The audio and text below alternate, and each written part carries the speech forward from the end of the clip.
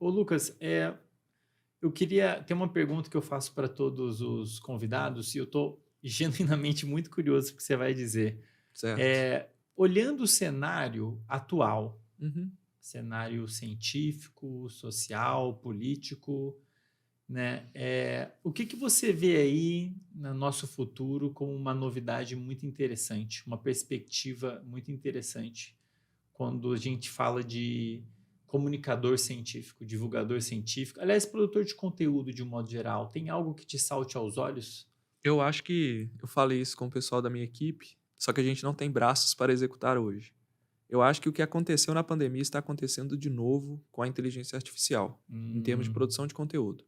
Porque a Covid, ela era um conteúdo que todo mundo queria saber, todo mundo tinha algum tipo de relação e todo mundo poderia sair prejudicado se não soubesse. Com essa ChatGPT agora que lançou no início de novembro do ano passado, uhum, todo mundo ouviu falar.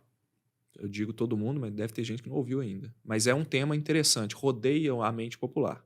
É um tema que, se você não souber, provavelmente você vai sair prejudicado e que uma pessoa que consegue analisar aquilo tecnicamente e falar para o público de uma forma científica e com conhecimento que assim, eu posso confiar em você, por exemplo, você é um cara que entende de inteligência artificial, ainda não existe alguém falando disso. uhum. Como era.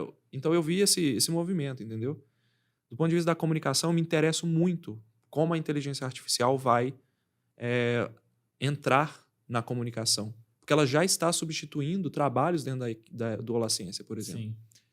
Então, principalmente para ideação, temas, né? Vamos.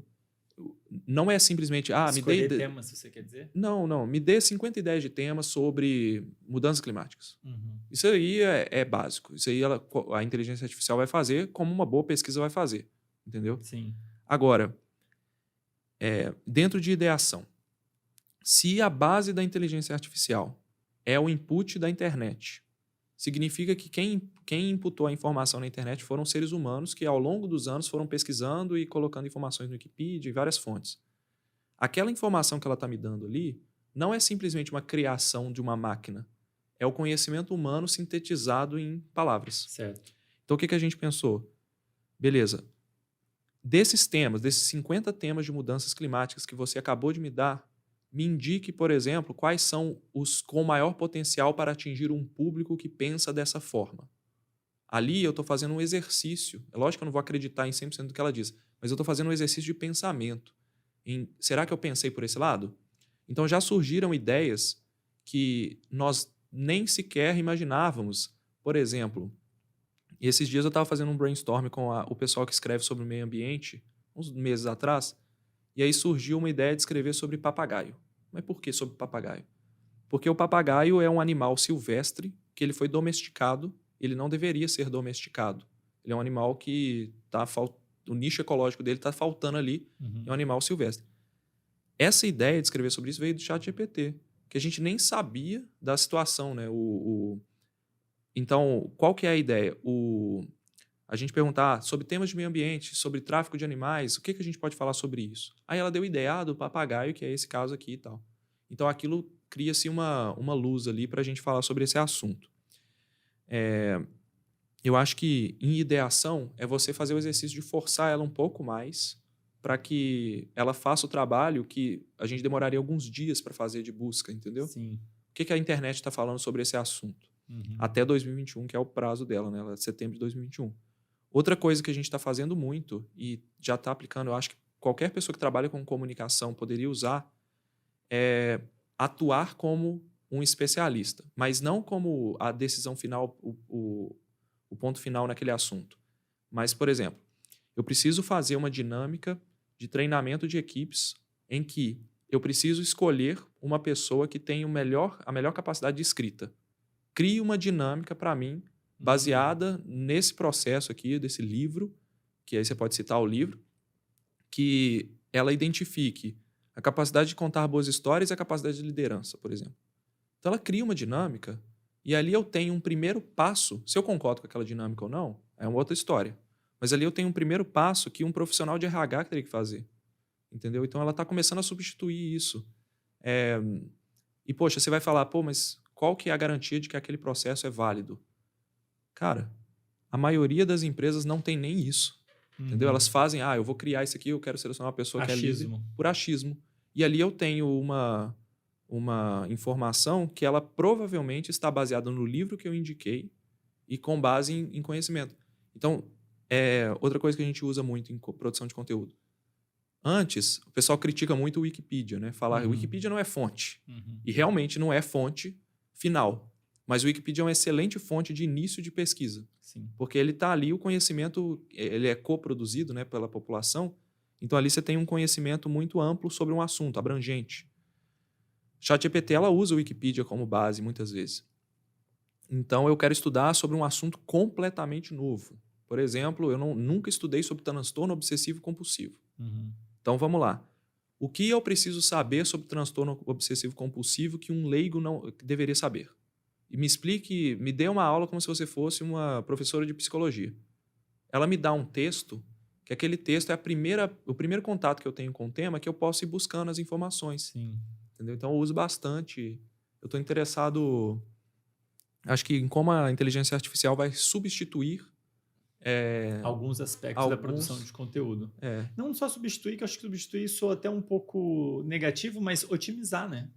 Então, talvez um trabalho que o Andrei, eu atualmente não uso, né? Às vezes eu uso até para elaborar o roteiro, ele me ajuda com as perguntas iniciais, mas de um modo geral eu tenho implementado pouco. Mas para mim tá claro, foi até legal você falar isso, porque é um assunto que eu particularmente me interesso pra caramba, concordo com você, eu acho que a inteligência artificial hoje, e eu estou especulando, né? Achismo total isso. Mas vai ter um impacto tão grande quanto a internet. Eu acho que vai revolucionar a vida das pessoas de uma forma que a gente não está nem concebendo. E legal você trazer isso, porque inclusive a vida do produtor de conteúdo. Você pode mudar o processo de produção de conteúdo. Outro exemplo que eu lembrei aqui, porque a gente falou de texto, mas o pessoal da edição lá no Olá Ciência já usa inteligência artificial para gerar rostos e gerar expressões faciais. Então, nós temos o Lucrécio, que é a minha foto. A gente está até desenhando ele, transformando ele num personagem animado mesmo. Mas, por enquanto, ele é o meu rosto inserido numa cena, num personagem genérico. Eu preciso fazer o meu rosto chorar, muitas vezes, ou ter uma dor. Sim. Eu uso inteligência artificial, né? A gente corta, ele muda a minha imagem e transforma o meu rosto. Outra coisa que a gente está fazendo agora, a dublagem para inglês. Eu não preciso mais ler o meu texto em inglês para poder dublar. Até porque eu sei falar inglês, eu posso me considerar fluente em inglês, que eu vivo na Austrália e tudo. Meu nível de inglês não é o máximo. Mas ao ler um texto, eu sou diferente de um nativo. Sim. Entendeu? Já com a dublagem, não. Então, eles conseguem copiar a minha voz. Isso já está rolando mesmo? Já está rolando. A gente já testou. Ainda está caro para fazer, mas o Google está desenvolvendo uma ferramenta que vai ser disponibilizada para todos os criadores. Ou seja, o conteúdo que a gente produzir pode estar disponível em todas as línguas. Em poucos meses isso vai ser possível. E ali você abre eu estou muito ansioso por isso. Porque, como produtor de conteúdo, você deve saber, né, que o que a gente ganha no Brasil vem de empresas brasileiras. Então, como é que funciona a renda dentro do YouTube, principalmente, que tem um modelo para isso? A empresa, culpa do cérebro, quer anunciar no YouTube para aumentar o engajamento do podcast, beleza? Então, ela vai lá e paga um valor, ela manda um lance, R$10. Eu quero investir R$10 por dia nessa campanha para aparecer em, sei lá, em número de vídeos. R$10 é pouco. Então, se todas as empresas investirem R$10, os criadores de conteúdo vão ganhar o que elas investiram. É um leilão, é quem investir mais ganha aquela posição. E o que foi investido é dividido entre os criadores de conteúdo, que têm o maior número de visualizações, recebem mais. Só que no Brasil as empresas pagam em real, elas têm um faturamento em real. Agora imagina qual que é o orçamento da Apple, da Microsoft, do Google para anunciar nessas plataformas, em dólar. Então você está falando de um universo de empresas muito maior. Se o conteúdo sai para inglês, eu tenho um potencial gigantesco de crescimento. Sim. Entendeu? Então, então pode ser que...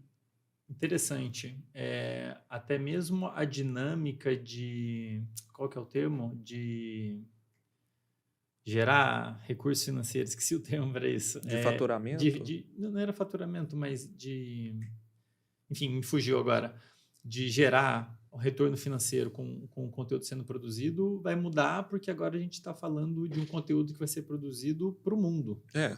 Então, o vídeo que eu produzo não vai servir só para o Uhum. Brasil, vai servir para o mundo como um todo. Com certeza. Então, eu acho que isso vai ser uma grande revolução em termos de YouTube para os criadores de conteúdo que já estão se preparando e se posicionando para isso. Interessante. Exemplo, a gente está diminuindo a quantidade de textos dentro dos vídeos, porque no longuíssimo prazo, um dia vai ter lá, em vez de você subir o vídeo inteiro finalizado, vai ter como Subir o você subir texto. as tracks, as tracks de vídeo, né? O vídeo separado. Aqui, a primeira camada, a segunda camada é a camada de texto. Então, o YouTube já vai traduzir a sua camada de texto para o texto que está aparecendo na tela, ser um texto em inglês, por exemplo. Então, como não existe isso ainda, isso deve demorar bastante para acontecer, a gente já está começando, os criadores e a gente já estão começando a reduzir a quantidade de textos na tela. Uhum. Para quê? Para que a pessoa tenha uma experiência totalmente imersiva em inglês. E o fato da voz não ser dublada por um dublador, por exemplo, o Andrei me dublando, sou eu me dublando em inglês. Isso é sensacional. Isso é... A gente testou uma ferramenta que estava dublando a minha voz para um idioma que eu nem sabia que existia, tipo estônio, sabe? E sou eu falando aquela língua fluentemente, entendeu? É incrível. E aí, o potencial que isso gera de retorno, pelo menos 5 vezes mais retorno com o mesmo conteúdo. Então, por isso que a gente foca em conteúdo geral para a população em geral e não só para um grupo específico de brasileiros. Entendeu? Acho que... Legal. É bom o produtor de conteúdo, seja lá qual for a área, estar de olho nisso, né? Com certeza. Em breve vai começar a surgir ferramentas, tem que começar a se preparar desde já, né? Eu acho que é ficar de olho mesmo no que é tendência. Às vezes as pessoas ficam achando que a tendência é ruim, que o que está vindo vai matar o... Poxa, criação destrutiva sempre foi assim. Os ciclos são assim. Então, para surgir algo novo, algo velho tem que sair, entendeu? Então, eu acho que o criador de conteúdo tem que estar ligado nas tendências. E a inteligência artificial, para mim, é a principal tendência atual. Concordo. Volta e meia eu falo isso lá em casa, a gente tem que estudar a inteligência artificial, mas falta tempo. Só para fechar esse tema, o ChatGPT padrão que a galera usa, não sei se você usa, se você paga. Você paga? Não? É porque quando você usa o ChatGPT 3.5, ele tem um potencial de alucinação muito grande. Alucinação? Literalmente é a alucinação, ele fica inventando coisas. Ah, sim. Porque ele é muito criativo. Então, quando você quer escrever uma história, o ChatGPT 3.5, que é o padrão gratuito, ele é excelente. Ele vai te dar uma história mirabolante sobre o Lucrécio que vivenciou um caso de dengue. Só que quando você quer informação técnica, você precisa de algo robusto, que está usando uma base científica, às vezes. Tem plugins que pesquisam em artigos e devolvem a informação. E você precisa de uma informação muito mais precisa. Então, aí eles recomendam usar o ChatGPT 4, que é pago. E, para comparação, o ChatGPT 3.5, por exemplo, ele já foi testado em várias disciplinas. Em TI, o ChatGPT 3.5 não passa nos testes de TI. O GPT-4 passa. Então, ele tira 100% na nota para entrar na Amazon. Ele seria melhor do que um programador júnior. E em medicina também ele bate 85%, que em algumas provas, sabe? Eles têm uns testes lá para poder testar conhecimentos da ferramenta. E eles estão planejando lançar o GPT-5 agora. Sim. Deve sair esse ano ainda. Então, a diferença é brutal. Recomendo que você teste um mês, como pagar lá. Eu acho que custa uns $20, não é barato, mas é um valor que para quem trabalha com isso talvez valha a pena, e eu acho que vale a pena. De realmente, é como se você estivesse com... Para otimizar o processo, né? Não só isso, acho que é como se fosse um assistente inteligente. Sabe, uma pessoa que, poxa, uma pessoa que estuda com você como se fosse um colega de sala que está te ajudando com tudo. Caramba. Entendeu? Você já me convenceu. Essa aí... Não, testa lá. Me convenceu.